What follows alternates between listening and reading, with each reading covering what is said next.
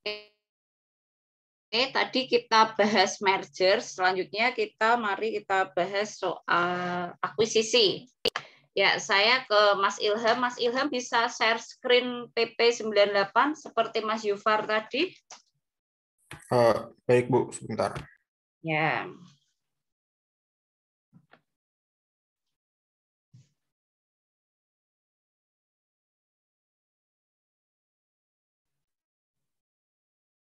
Maaf, Bu, harus yang itu hostnya, Bu. Harus co-host. Oh iya lupa. Oke, sekarang sudah bisa.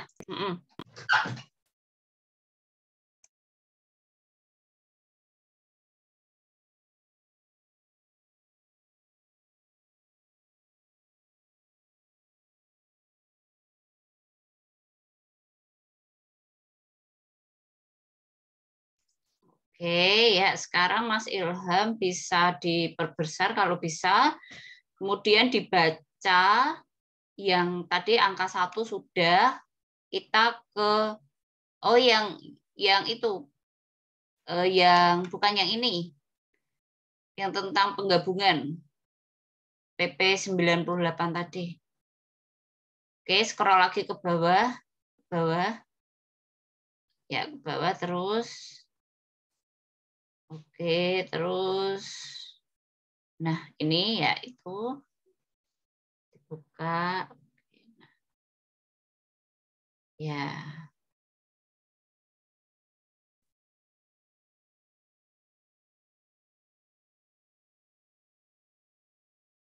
Oke. Coba dibaca yang nomor angka 2. Angka 2. Yang pasal 2, Bu. Pasal 1 angka 2. Peleburan adalah perbuatan hukum. Sebentar. Peleburan adalah perbuatan hukum yang dilakukan oleh dua perseroan atau lebih untuk meleburkan diri dengan cara membentuk satu perseroan baru dan masing-masing perseroan yang melebur diri menjadi bubar. Oke, ya. Cukup. Sekarang kita lihat ya. Tadi kita merger sudah ya, merger atau penggabungan. Nah, sekarang kita bahas terkait dengan peleburan. Nah, ini PTA, ini PTB. Kalau ini menjadi PTA, ini enggak ada. Kegiatan ini dinamakan apa ya, Mbak Anggun?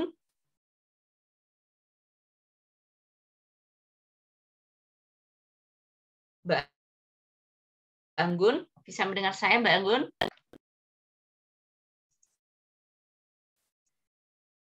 Oke, Mbak Dita.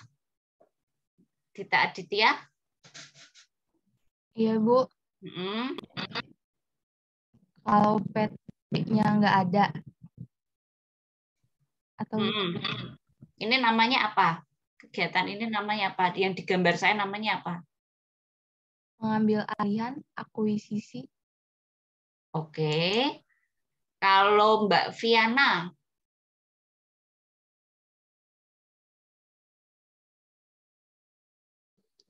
saya setuju sama Dita, Ibu. oke, Mas Faiz,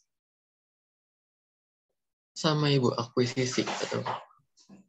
oke. Kemudian kalau siapa, Mas Rezanda? Saya lebih ke merger, soalnya PTB-nya hilang. Oke, Mas Yuki, Mas Yuki, merger, Ibu. Mbak Erika. Sama Bu, merger juga. Ya, 3 orang pertama masih belum paham terkait penjelasan saya terkait dengan merger. Ada yang ingin ditanyakan? Yang lainnya? Yang sebelumnya terkait dengan merger, kalau ada yang masih belum jelas, silakan ditanyakan. Mbak Dita, Mas Faiz, Mbak Viana, ada yang belum jelas? Di-share? Gimana? Yang lainnya terkait dengan merger sudah tuntaskah? Tadi saya lupa, itu ada 2 garis, maksudnya ada pertemuan. Maaf, Ibu. Oke. Yang lain merger bagaimana, sudah jelas semuanya ya? Oke ya, saya move ya. Ini namanya merger ya. Oke, ini namanya merger. Yang B ini tidak ada, hilang. Kemudian dia menjadi A. Bisa aja namanya enggak A, yang lain. Oke. Sekarang kita ke peleburan.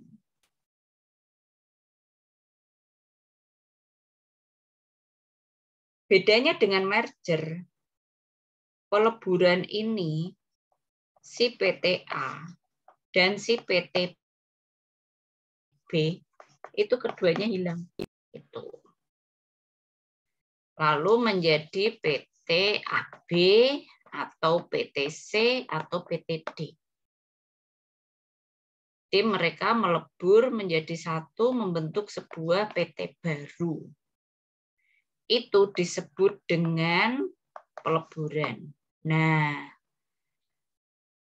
kenapa si Goto tadi, sebenarnya kita perlu ya mempelajari lebih dalam, melihat dokumen ADART-nya, lalu kemudian mempelajari lebih dalam ya terkait dengan ini, si Goto ini. Kenapa saya belum yakin kalau si Goto ini tuh peleburan? Saya yakinnya tuh masih merger, cuma namanya yang baru aja gitu loh. Karena yang paling pertama saya lihat itu jenis-jenis usahanya mereka tetap berjalan gitu. Jadi kalau kalian tidak melihat PT Goto itu ya tetap aja lihatnya itu di Gojek, logo Gojeknya. Kalau ke Tokped ya lihatnya ke Tokped itu.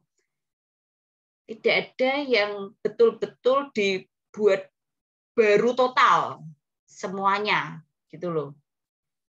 Logonya, warnanya,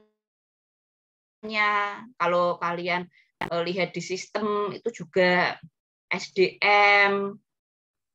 Ketika sebuah perusahaan baru, maka ada ketentuan juga terkait dengan SDM-nya.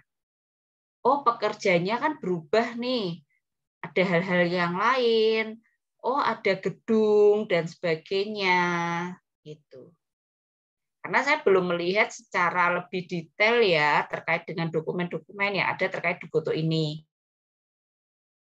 Jadi kenapa ya barangkali saya keliru bisa aja karena pengetahuan saya belum sampai ke situ gitu.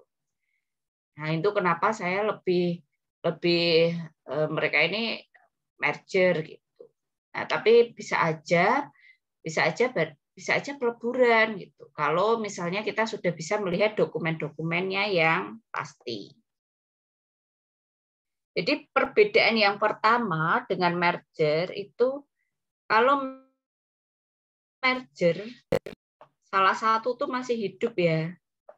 Salah satu tuh hidup. Tuh, kalau peleburan dua-duanya itu bubar. Hanya salah satu saja bubar.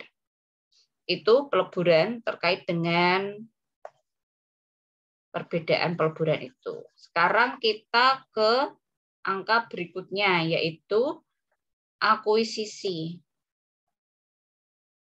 Akuisisi ini disebut dengan ambil alih. Pengambil alihan. Merger atau penggabungan, peleburan atau konsolidasi, akuisisi atau pengambil alihan. Coba sekarang Mas Faiz bisa dibaca yang angka 3-nya, pasal 1 angka 3-nya, silakan. Akuisisi itu apa?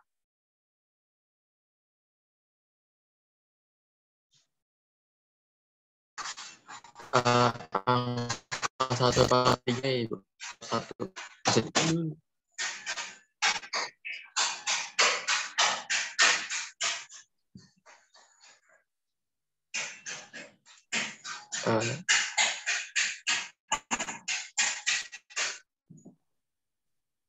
ada kendala, nggak tahu yang mana peraturannya yang baru dibuka sama Mas Ilhan tadi. Maksudnya pasal 1 pasal 3 ya, Ibu? Ya, Bab 1 pasal 3. dibaca saja. Oke. Pengambil Pasal alihan 3. itu apa? Pengambil. Oh. Fokus.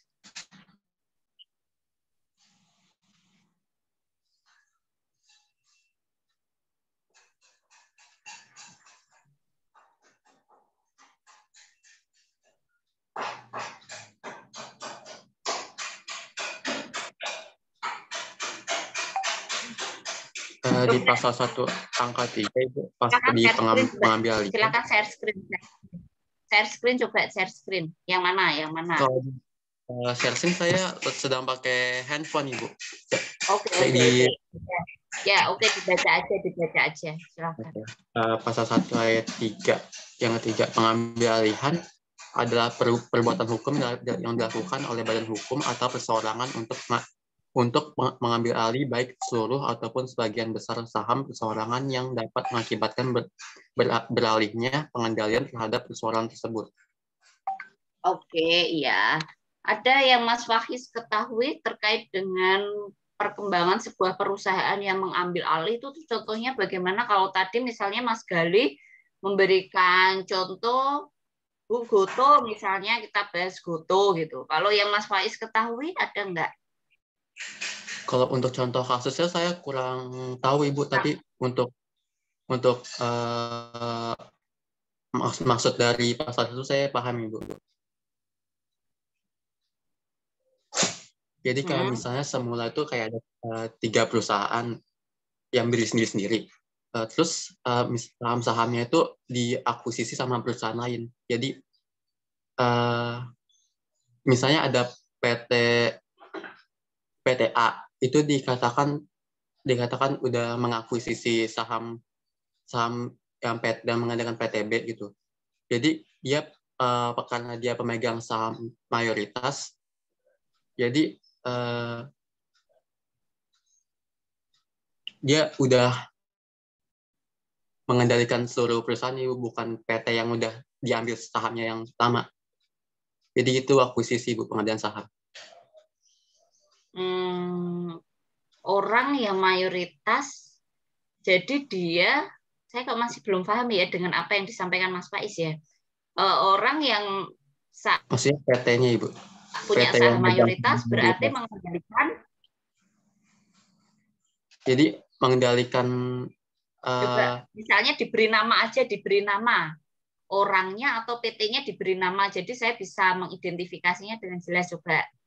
Misalnya PTA itu dikatakan telah mengakuisisi saham dan mengendalikan PTB karena ia menjadi pemegang saham mayoritas. Jadi PTB itu bukan nggak mengendalikan lagi karena dia itu merupakan pemegang saham yang minoritas. PTB tetap ada tidak? Tetap ada, Ibu. PTA ada tidak? Tetap ada juga. Oke, berarti itu nanti yang bekerja lebih banyak PTA apa PTB di dalam si PTB? Yang karena dia pemegang mayoritas saham mayoritas itu PTA, jadi PTA lebih mengendalikan daripada PTB. Oke, berarti pekerjanya banyak di PTA yang pindah bekerja di PTB gitu? Iya. Yang diakuisisi PTA apa PTB?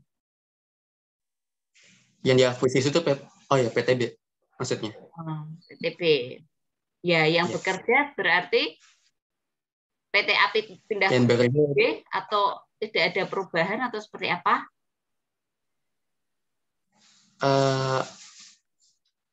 Jadi pemegang saham mayoritas karena pemegang saham mayoritas itu PTA.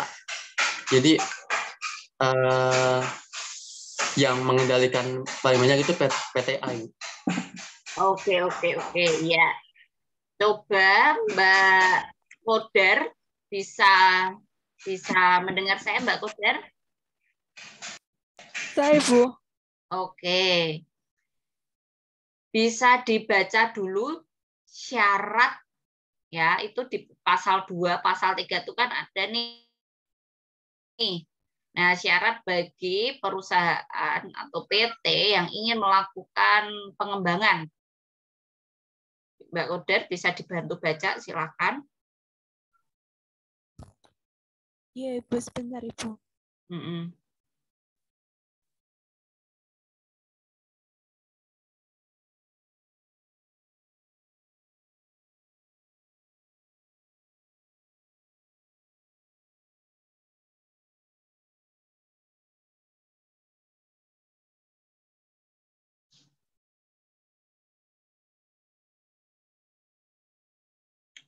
Yang lain yang sudah bisa membuka ada nggak? Yang kebetulan lagi membuka pasalnya itu. Mbak Koder apa sudah atau belum? Atau mau dibantu yang lain? Bentar, Ibu, jaringannya susah di Oh rumah ya, saya. ya, nggak apa-apa. Yang jaringannya bisa bantu membaca yang syaratnya silakan. Izin, Bu. Silakan. Pada bab 2, syarat-syarat penggabungan, peleburan, dan pengambilalihan pada pasal 4, angka 1, penggabungan, peleburan, dan pengambilalihan hanya dapat dilakukan dengan memperhatikan A. Kepentingan perseroan, pemegang saham minoritas, dan karyawan perseroan yang bersangkutan. B. Kepentingan masyarakat dan persaingan sehat dalam melakukan usaha. Angka 2, penggabungan, peleburan, dan pengambilalihan tidak mengurangi hak pemegang saham minoritas untuk menjual sahamnya dengan harga yang wajar. Angka 3, pemegang saham yang tidak setuju terhadap keputusan RUPS mengenai penggabungan, peleburan, dan pengambilalihan hanya dapat menggunakan haknya agar saham yang dimilikinya dibeli dengan harga yang wajar sesuai dengan ketentuan Pasal 55 Undang-Undang Nomor 1 Tahun 1995 tentang perseroan terbatas. Yang angka keempat, pelaksanaan hak sebagaimana dimaksud pada ayat 3 tidak menghentikan proses pelaksanaan penggabungan, peleburan, dan pengambilalihan. Oke. Ya, makasih.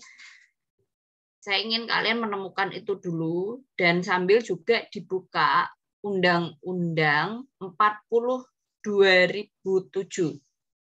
Ya, dibuka Undang-Undang 40 2007. Ada yang mengetahui proses pengambilalihan suatu perusahaan tertentu?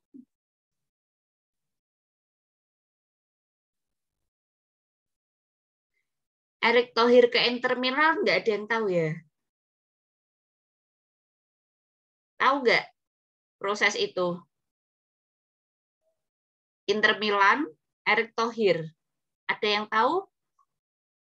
Saya ambil contoh yang kira-kira misalnya kalian tahu gitu. Nggak ada? Masih kecil apa gimana waktu itu? Nggak ada ya?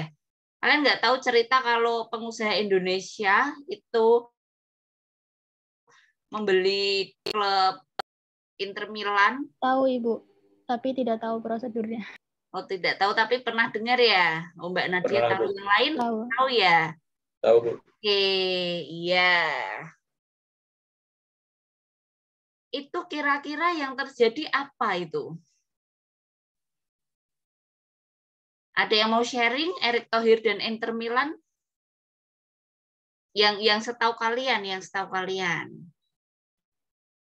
Izin jawab ya. Setahu saya, Erick Thohir itu membeli sekitar 69% sahamnya Inter Milan. Oke. Yang lain? Seperti itu gitu ya. Ya, tadi kan Mas Faiz itu menyampaikan di dalam contohnya terkait dengan saham mayoritas. Ya, Mas Faiz ya, waktu memberikan contoh terkait dengan akuisisi ya. Iya, Ibu. Ketika dia memiliki saham mayoritas, maka dia mengambil alih. Begitu, Mas Faiz ya? Iya, Bu, tapi mau ada revisi lagi. Maksudnya saya ada revisi, Bu. Gimana? Tidak ada perubahan, Ibu. Gimana? Jadi revisinya tetap apa yang mau direvisi? maksudnya tidak ada perubahan dalam menentukan apa ya? Tenang. Saya tanya tadi di awal yang Mas Faiz ketahui setelah membaca definisi pengambil alihan. Nah, kemudian kan Mas Faiz mencontohkan Dan di dalam penjelasannya Mas Faiz itu disebutkan kalau dia yang mengambil alih itu sahamnya mayoritas, Bu. Dia yang akan menguasai dan mengambil alih perusahaan tersebut. Itu kan yang disampaikan Mas Faiz tadi terkait dengan saham mayoritas tadi loh. Iya kan? Iya, Ibu. Oke, iya. Sistemnya itu tetap sama, tapi cuma yang beda itu cuma pemegang saham dari PT yang tadi, Ibu. Sistem apa nih yang dimaksud sama? Sistem yang awal PT yang awal, Ibu. Saya kok nggak paham ya, sistem awal yang PT yang mana ya? PT sistem yang dimaksud Mas Faiz sebelum yang diakuisisi, Ibu. Kayak pembangunan, susunan pembangunannya, Ibu. Struktur orang-orangnya. Ya. Oke, coba sekarang saya gambarkan ke Mas Faiz dulu ya. Saya coba menggambarkan supaya lebih jelas, supaya sama nih persepsi kita gitu terkait dengan akuisisi ini. Nah, ini PTA, ini PTB. Ya, gini ya Mas Faiz ya. Iya, Ibu. Oke, lalu akuisisi ini yang bergerak itu yang minta akuisisi atau yang mau mengakuisisi menurut Mas Faiz gimana? Yang tadi loh, yang penjelasannya aja digambarkan aja. Misalnya PT itu mengakuisisi saham dan kendalin PTB karena jadi pemegang saham mayoritas. Jadi yang mengendalikan itu bukan PTB lagi, Bu, karena dia memegang saham minoritas. Oke. Ya, rekan-rekan semuanya, ada yang mau saya coba perjelas dulu ya supaya tidak rancu ketika kalian menyebutkan kata saham.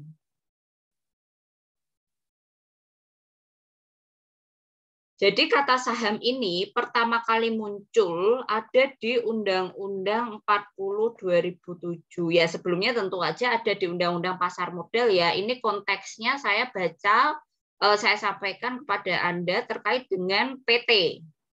Jadi pertama itu di sini nih. Perseroan terdiri atas sekutuan saham yang tadi sudah dibaca, yang definisi tadi itu. Nah, saya cuma mau menyamakan persepsi saja, jangan sampai saham yang kalian maksud ini, yang di definisi yang tadi sudah dibaca, itu saham yang diperdagangkan di bursa efek. Ya, jadi ketika sebuah PT itu lahir, ada, ini dia akan menjadi PT tertutup dulu.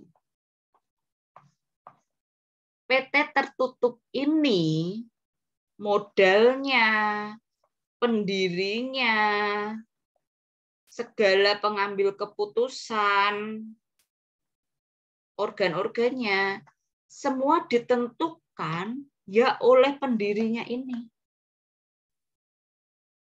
Orang lain dari luar, siapapun itu, tidak bisa melakukan intervensi terhadap PT tertutup.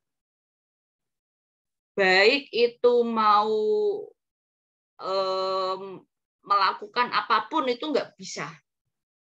Kalau PT itu statusnya masih PT tertutup. Nah, yang kita bahas tadi salah satu contoh Goto. Ketika kalian membaca PT, kemudian di belakang namanya itu ada tulisan TBK. Itu artinya PT tersebut itu PT yang terbuka. Dari PT tertutup, yang ketika pertama kali lahir itu ada, ke PT terbuka, itu ada syarat-syaratnya. Dan ini memerlukan waktu tahunan. Minimal paling cepat itu 3 tahun. Segala proses approval menjadi PT terbuka itu harus di-approve oleh Bursa Efek Indonesia dan juga OJK, Otoritas Jasa Keuangan. Nah, saya tidak ingin rancu ketika kalian berbicara saham mayoritas. Saya khawatirnya PT yang bisa diakuisisi itu hanya PT terbuka karena saham, beli saham. Tidak. Jadi saham di sini itu yang dimaksud bukan pembelian saham melalui mekanisme PT terbuka. PT yang tertutup pun itu bisa dilakukan pengembangan atau akuisisi juga, merger, peleburan juga bisa. Oke. Jadi jual beli saham oleh orang di luar PT itu bisa dilakukan ketika PT tersebut sudah terbuka nih. Nah, sebuah perusahaan, sebuah PT itu kan dia pengen melakukan pengembangan, pengen berkembang, naik kelas menjadi yang lebih besar. Itu bisa dilakukan dengan merger, dengan konsolidasi atau peleburan, dan dengan akuisisi. Nah, ketiganya ini bisa dilakukan baik untuk PT terbuka dan PT tertutup. Gitu ya. Jadi saya khawatir saja ketika kalian menyebutkan soal saham, lalu kemudian mayoritas, minoritas, dan saham, nanti merujuknya saya khawatir perspektifnya, oh berarti yang bisa dilakukan pengembangan, merger, konsolidasi, dan akuisisi ini hanya PT yang terbuka. Tertutup tidak bisa. Nah, itu perspektif pemahaman yang belum betul. Oke. Jadi PT yang bisa melakukan pengembangan ketiga ini ya, yaitu tertutup bisa, terbuka bisa. Ya. Itu. Nah, jadi di sini akuisisi,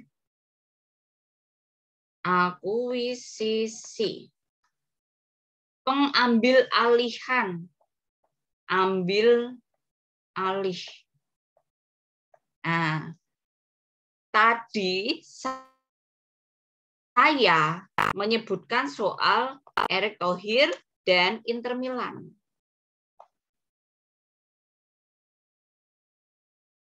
Karena misalnya Mas Faiz tadi menyampaikan itu jadi punya saham mayoritas, maka dia yang mengambil alih sepenuhnya dan sebagainya. Gitu. Nah, saya coba pengen kalian melihat yang dilakukan Erick Thohir kepada Inter Milan. Apakah seperti ini itu dinamakan akuisisi? Apakah yang dilakukan Erick Thohir kepada Inter Milan itu disebut dengan akuisisi?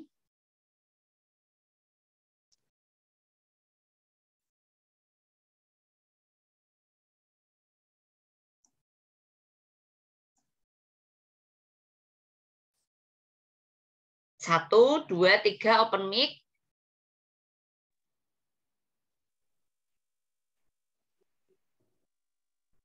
Ayo. Wah, udah buka puasa ya. Yuk.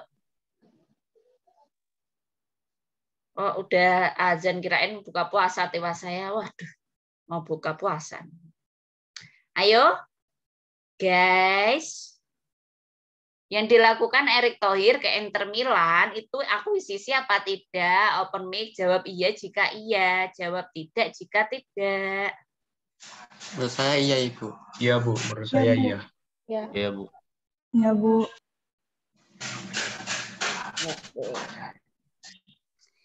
Jadi ketika sebuah PT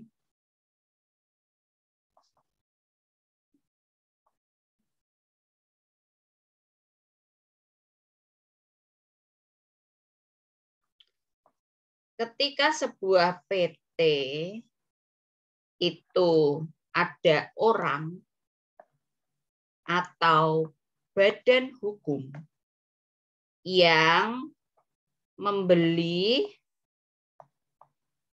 atau di sini investasi, membeli sebagian atau seluruhnya.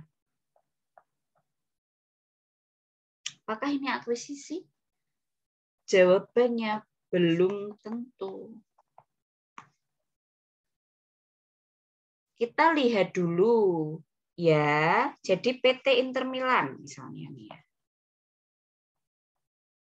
Saya perorangan punya uang yang sangat banyak. Lalu kemudian saya membeli sebagian atau seluruhnya. Yaitu tercatat aja bahwa pada tanggal berapa ini 25 April saya membeli sekian saham di PT Inter Milan. Ada perubahan terkait kepemilikan atau jumlah prosentase dari pemilik. Dari yang semula belum ada saya, menjadi ada saya. Tapi terkait dengan manajemen dan yang lain-lain, kan belum tentu, saya nggak mau ikut campur, yang penting ya itu tuh punya saya, gitu. Saya punya sekian. Jadi proses pembelian sebagian atau seluruhnya saham itu tidak selalu artinya adalah akuisisi, tidak. Tapi ketika misalnya saya nih, ini PT Inter Milan bilang ke saya punya PT ya, PT Maju. PT Inter Milan datang nih ke PT Maju. Tolong dong Maju, ini PT-ku tuh lagi pusing sekali, perlu suntikan dana, nanti karyawanku bagaimana, pemainku bagaimana, pelatihku bagaimana. Aku nggak mau ya kalau merger peleburan. Kalau kamu perlu dana, ya udah aku akuisisi. Nah, itu baru langkah berikutnya adalah memproses terkait dengan pelaksanaan akuisisi. Si PT Maju mengambil alih PT Inter Milan. Tuh.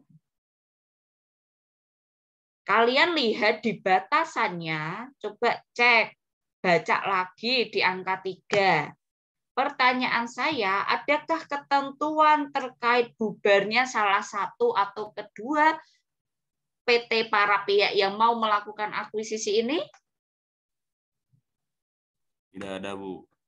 Kalau di merger dan di konsolidasi atau peleburan, kan ada tuh ketentuan terkait bubar. Kalau merger, satunya bubar. Kalau peleburan, dua-duanya bubar. Kalau akuisisi, ada kata bubar nggak di situ? Nggak ada, Bu. Nggak ada ya? Nggak ada. Oke, di sini kalian bisa rasakan bedanya. Sekali lagi, kalau merger, satunya bubar. Konsolidasi, dua-duanya bubar. Tapi kalau akuisisi tidak. Jadi ya Inter Milan tetap aja jalan biasa sesuai dengan manajemennya. Hanya saja ada perubahan di ADART-nya bahwa per 25 April 2022 PT Maju melakukan akuisisi pada Inter Milan. Artinya Inter Milan tidak sama lagi sebelum 25 April. Kalau dia memutuskan sesuatu yang penting, yaitu harus approval-nya si PT Maju. Demikian juga sebaliknya. Oh, kamu tuh data akuisisi, aku punya konsep nih untuk A, B, C, D, E, F, G kepada Inter Milan. Jadi, tergantung dari bagaimana si PT Maju ini mau mensikapi si PT Inter Milan ini. Oke deh, aku akuisisi, ya udah, tapi kamu tetap tak beri kebebasan, tapi harus ada peningkatan prestasi, peningkatan target.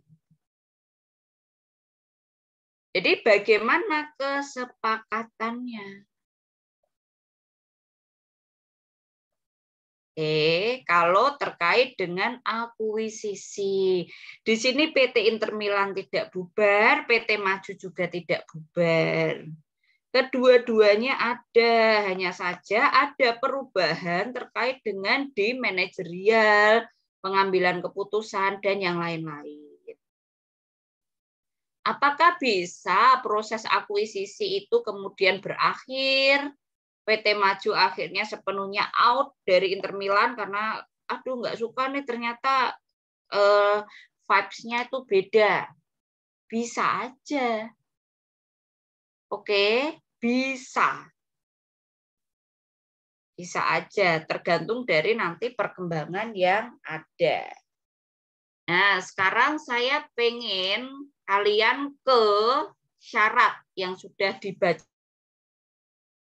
oleh Mbak Sun tadi. Nah, sebelum ke situ, buka dulu Undang-Undang 40 2007. Oke, yang bisa share screen siapa? 40 2007. Silahkan share screen.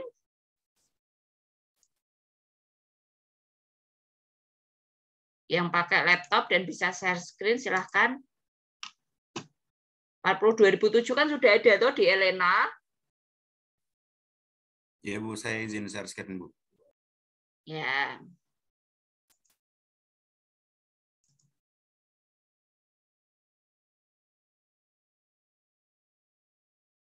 Oke, ini 40 2007 ya. Oke, coba scroll dulu yang paling atas.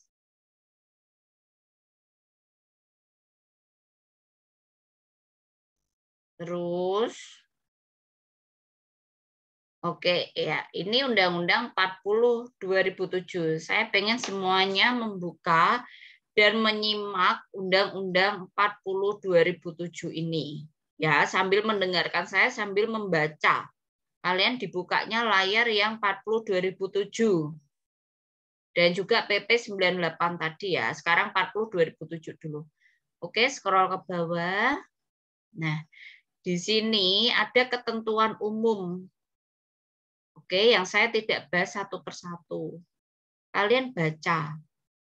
Jadi jangan sampai saya udah nggak bahas,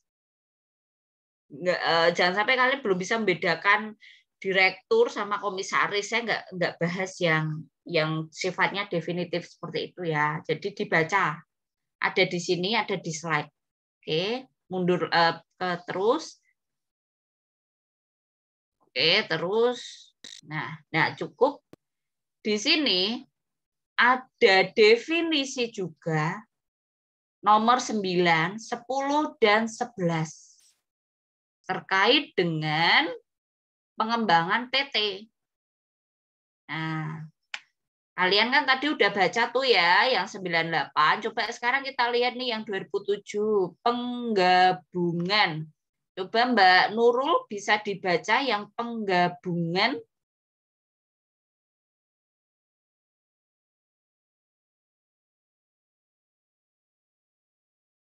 Dibaca aja di layar, kalau kesulitan sudah dibukakan. Di unmute dulu. Mohon maaf, yang nomor berapa Ibu? Yang penggabungan nomor 9. Nomor 9. Penggabungan adalah perbuatan hukum yang dilakukan oleh satu perseroan atau lebih untuk menggabungkan diri dengan perseroan lain yang telah ada yang mengakibatkan aktiva dan pasifa dari perseroan yang menggabungkan diri beralih karena hukum kepada perseroan yang menerima penggabungan, dan selanjutnya status badan hukum perseroan yang menggabungkan diri berakhir karena hukum. Definisi, coba semuanya dipahami dulu, dipahami ya.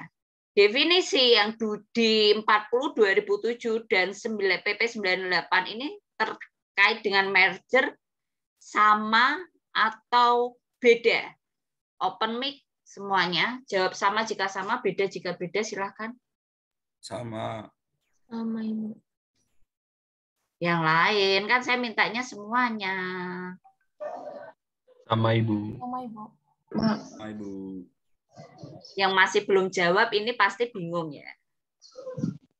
Nah, ini nih di sini kita orang hukum harus bisa mengenali ketentuan perundang-undangan, kalimat hukum, ini kan kalimat hukum nih.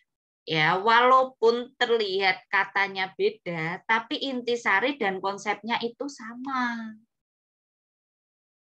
Nah, kalian tuh ke depan harus bisa nih. Oh, temennya udah menyampaikan A. Aku juga harus bisa menyampaikan endingnya yang A. Walaupun kataku itu berbeda. Tapi nanti kesimpulannya itu ya sama A. Ini sama ya. Jadi beralih, menggabungkan diri, beralih ke yang menerima. Selanjutnya, yang menggabungkan diri berakhir. Kata bubar diganti dengan berakhir. Menggabungkan diri, beralih, bergerak. Oke? Jadi merger, clear ya. Antara 98 dan 2007 itu sama. Jadi PP itu peraturan pelaksana. Sebelum ada Undang-Undang 40 2007 itu ada Undang-Undang PT yang 95 tadi.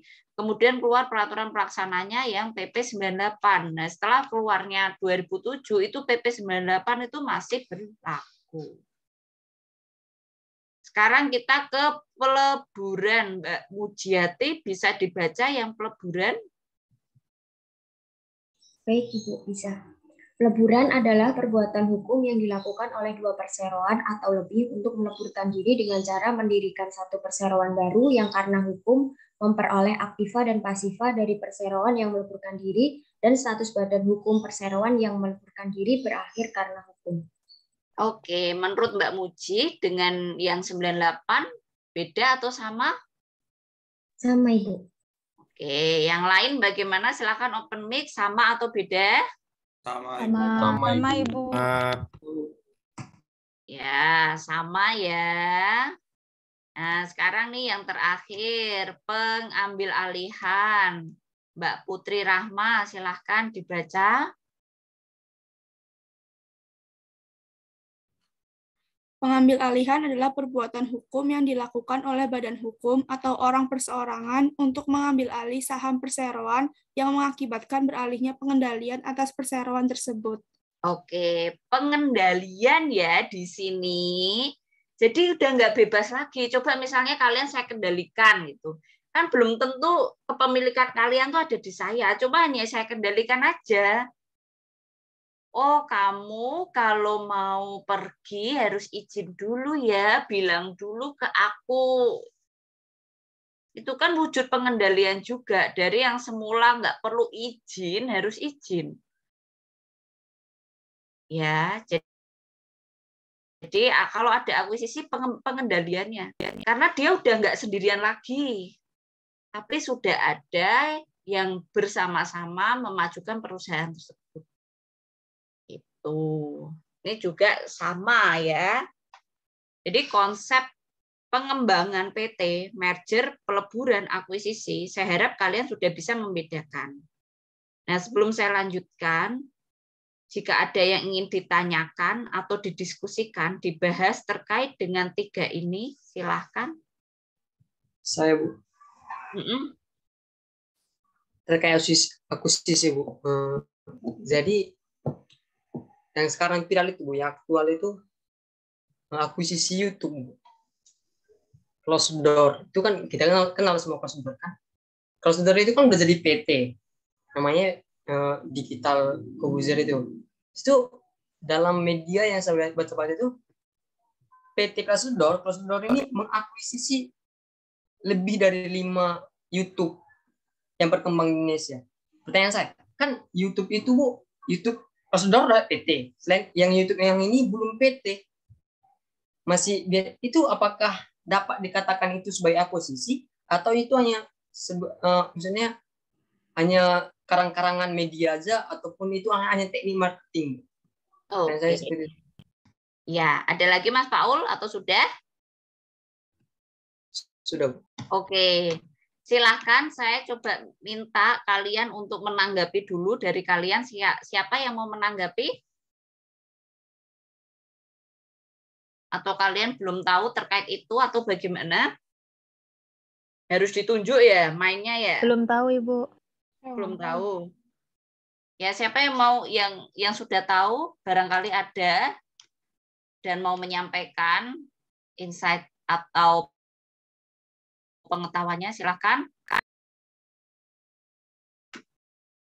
Yang lain nggak ada? Mbak Zahra, Mas Hafid, Mas Naufal, Mbak Yolanda? Nggak ada? Aduh, taunya terus apa? Suka update-nya. Oke.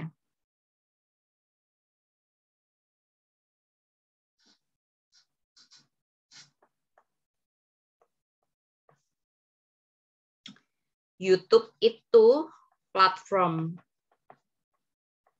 atau media. Yang punya adalah Google LLC. Nah, di sini ada banyak sekali konten kreator yang mengunggah video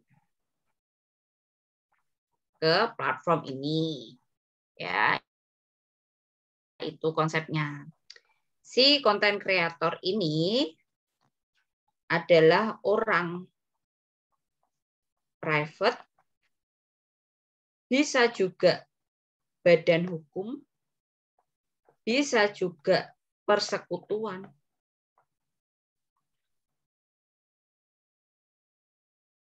Jadi konten kreator itu kan dia harus membentuk yang namanya channel. Channel ini tentunya ada yang punya. Nah, yang punya ini bisa orang, misalnya kayak channel YouTube saya itu yang punya saya, bukan UNES. Nah, oh, UNES TV yang punya UNES. Oh, misalnya YouTube-nya Kementerian Keuangan. Ya, yang punya tuh kementerian nih di sini. Atau lembaga. Oh, YouTube-nya PT Mayora, yang punya jelas PT Mayora, badan hukum. Oh, YouTube-nya CV Maju Mundur, yang punya berarti CV Maju Mundur. Si channelnya ini. Oke, jadi kan siapapun kan boleh kan punya channel. Baik itu orang, badan hukum, PT, perusahaan, persekutuan, kementerian, lembaga, organisasi, apapun lah, perkumpulan, banyak ya. Itu bisa punya channel, nggak ada larangan, nggak ada batasan. Nah, lalu di sini si Om Deddy Corbuzier itu memiliki PT. Namanya apa tadi? Media apa tadi ya? Digital dan ini ya. Pokoknya Corbuzier digital lah atau apa. Dia punya PT nih. Kalau PT jelas kita bisa identifikasi bahwa itu merupakan badan usaha. Badan usaha berbadan hukum si PT-nya ini. Profit oriented, bukan NGO. Profit oriented itu orientasinya gimana caranya dapat uang, dapat duit, dapat laba. Gitu. Caranya gimana? Pasti dia punya perencanaan, punya strategi supaya bisa dapat cuan yang banyak. Itu kan. Kalian punya arti kesuksesan dan kalian pasti punya rencana, strategi dan action untuk mewujudkan kesuksesan menurut kalian. Nah, di sini salah satu strategi yang dimiliki oleh si PT Corbuzier itu adalah dia memiliki banyak sekali konten kreator yang ada di bawah nyebutnya gimana ya? Ya kalau yang kurang maju bisa dimajukan, intinya bisa berdampak gitulah. Contohnya seperti misalnya kalau kita berbicara channelnya Corbusier itu Close the Door, Prof. Reynald. Nah, itu di video-videonya ada watermark-nya dari Close the Door. Nah, itu kan punya copyright, tidak bisa kan ditempelin di sembarangan. Nah, sedangkan saya misalnya punya video ini yang saya berikan kemudian ke YouTube. Ketika orang lain kemudian mengambil video saya terus kemudian meletakkan watermark macam-macam tanpa saya ketahui, tanpa persetujuan saya, pasti saya loh itu apa gitu. Atau sebaliknya, saya memberikan watermark Close the Door, sedangkan Close the Door itu sudah memiliki nilai tertentu di masyarakat. Ya tentunya saya nggak boleh seperti itu. Mencantumkan logo watermark-nya si Close the Door. Padahal saya pengen tuh ada watermark-nya Close the Door. Barangkali nanti saya dikira pinter, videonya dikira berbobot. Kan Close the Door itu sudah memiliki branding yang sangat kuat di masyarakat. Viewersnya jutaan. Itu kan. Nah, tidak semuanya konten creator kan bisa masuk ke sini untuk dapat watermark Close the Door itu. Jadi di sini itu bagian aja dari strategi bisnis PT-nya Deddy Corbuzier supaya dapat uang. Nah, nanti ada kesepakatan juga, kamu boleh pakai logo watermark Close the Door supaya kamu bisa dapat benefit imbas dari branding Close the Door itu, tapi dengan ketentuan begini. Itu aja. Jadi itu bukan akuisisi. Bukan. Di sini jelas akuisisi dilakukan oleh perseroan yang melakukan pengendalian. Oke, jadi memang di sini konten creator diberitahu, kamu nanti kan ada watermark-nya Close the Door. Kamu nggak boleh gini ya, karena itu bisa menciderai brandingnya Close the Door. Nah, itu kan juga wujud pengaturan tuh, nggak bisa bebas lagi ya. Kalau mau ya take it or leave it. Itu. Tapi walaupun ada pengaturan, pengendalian seperti itu bukan akuisisi. Karena ini tidak dilakukan oleh perseroan dan bentuknya bukan sebagai badan usaha. Oke, ada lagi yang ingin ditanyakan terkait dengan ini? Oke, kalau tidak, saya mau share, kalian baca persyaratan yang tadi sudah dibaca Mbak Sun ya. Di situ salah satunya kegiatan merger, peleburan, dan akuisisi, saya singkat MPA ya, itu wajib memenuhi syarat-syarat tersebut. Nah, salah satu diantaranya adalah untuk tidak melanggar undang-undang anti monopoli dan persaingan usaha.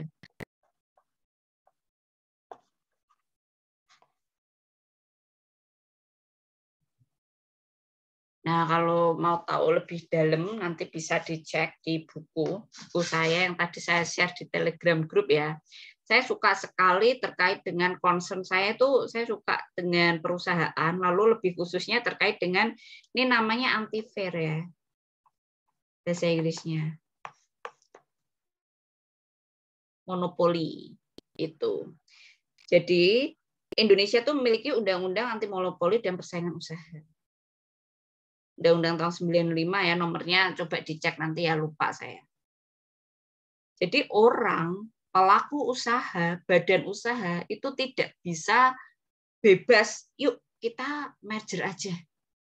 Misalnya nih, yang lagi rame Migor, A, B, C. Ini yang menguasai pasar. Perusahaannya besar-besar. Yuk, kita itu aja, melebur. Kita bikin perusahaan D. kita akan menguasai yang semula ini kita baru 30% pasar, kita akan menguasai 70% pasar. Jadi proses peleburan ini harus mendapatkan approval dari yang namanya komisi pengawas persaingan usaha. KPPU. Jadi PT yang mau melakukan merger, peleburan, dan juga akuisisi itu wajib di checklist lolos dari KPPU. Nah, saya sudah share ketentuan peraturannya. Di sini ada kategori klasifikasi. Merger yang seperti apa, konsolidasi yang seperti apa, dan akuisisi yang seperti apa. Gitu. Jadi saya pengen kalau kita ketemu lagi, selain bahas tadi ya, konflik of interest sekutu, juga saya pengen kalian baca terkait ketentuan anti-fair ini pada pengembangan PT. Baca dari buku saya, baca dari slide, baca dari peraturan-peraturan yang saya sematkan, atau referensi-referensi pendukung lainnya. Oke. Minggu depan saya tanyakan terkait 2 hal dan masuk ke kooperasi.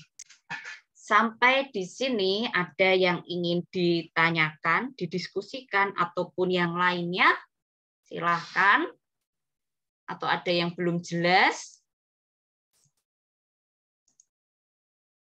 Oke.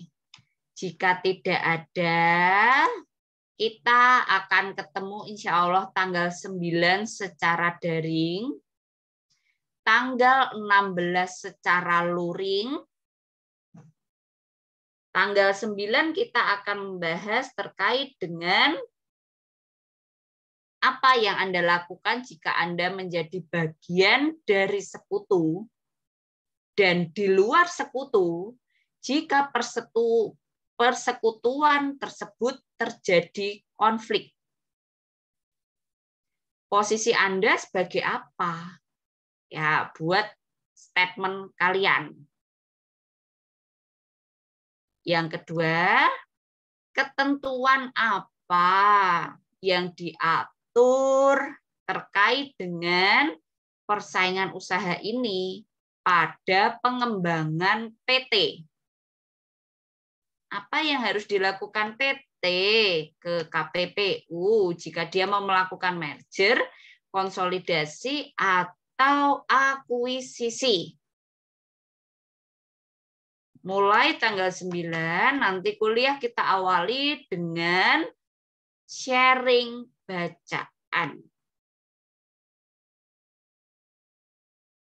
Sampai di sini ada yang ingin ditanyakan terkait tugas atau apapun, instruksi saya yang belum jelas atau apapun itu?